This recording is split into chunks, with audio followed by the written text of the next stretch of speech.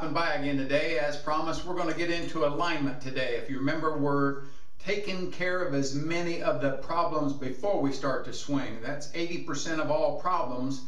If we can take care of as many of those as possible before we start to swing the club, we're going to be better off. Remember, my system is give it the gas, G-A-S, grip, alignment, and then stance or setup.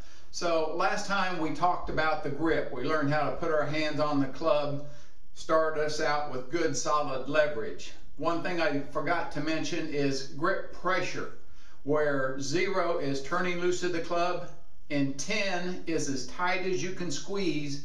We want somewhere around a 4 to a 5, just enough to keep the club from flying out of our hands, but yet enough to maintain good control of it. And a good way to feel that is to squeeze it, take it to a 10, then start relaxing, feel that tension come out of the arms, the tension comes out of the fingers, so that when we make the golf swing, once again, we're going to be able to let it happen instead of making it happen. Now, alignment is really the easiest thing of all to conceptualize, because most times what I see is people will aim at a target and then they'll swing offline, the ball won't start there.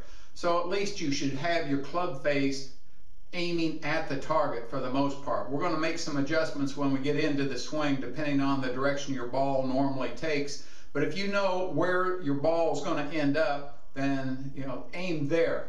The best way to do that is to get behind the ball, and I've drawn this little picture here, and I think you can see why I'm not teaching art. It's a matter of that this is the golf ball and this is the target somewhere out here.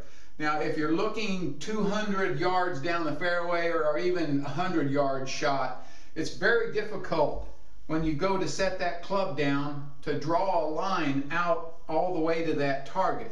So what you should do is get behind the ball, stand behind it, and then pick out a small piece of grass, an old divot, something along those lines, just a couple feet in front of the ball.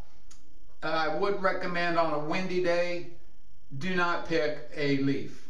I have done that, and that will mess you up because you'll be right back there aiming again. Pick something that's going to be there when you go to step up over the ball, because then all you have to do is draw that short line from behind the ball to that spot. And so when you put the club down behind the ball, it's a whole lot easier to aim at a short distance than it is trying to aim all the way down the fairway. So pick that spot, then aim the club at that spot so that we can at least have the club facing the direction we want it to go. Once we learn to swing, we're hoping that we're going to be able to swing in and on the target line, keeping the club face square as we come through before it comes offline again. That's all we're setting ourselves up for, is to hopefully have that club as square as possible at the point of contact. Later on, I'll also talk about, well, what happens if you're swinging inside to out? How do you get the ball to curve back?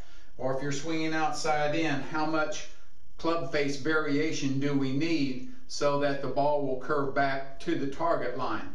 So for right now, because we're just building the swing, what we want to be able to do is put that club down behind the ball, aiming at a spot just a couple feet out in front of it. Next time we're going to get into how do we set this up into our posture.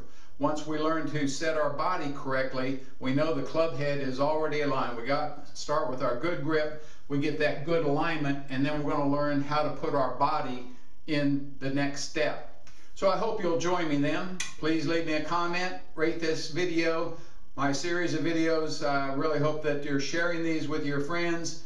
And until the next time, remember, if you're going to miss them straight. Bye-bye.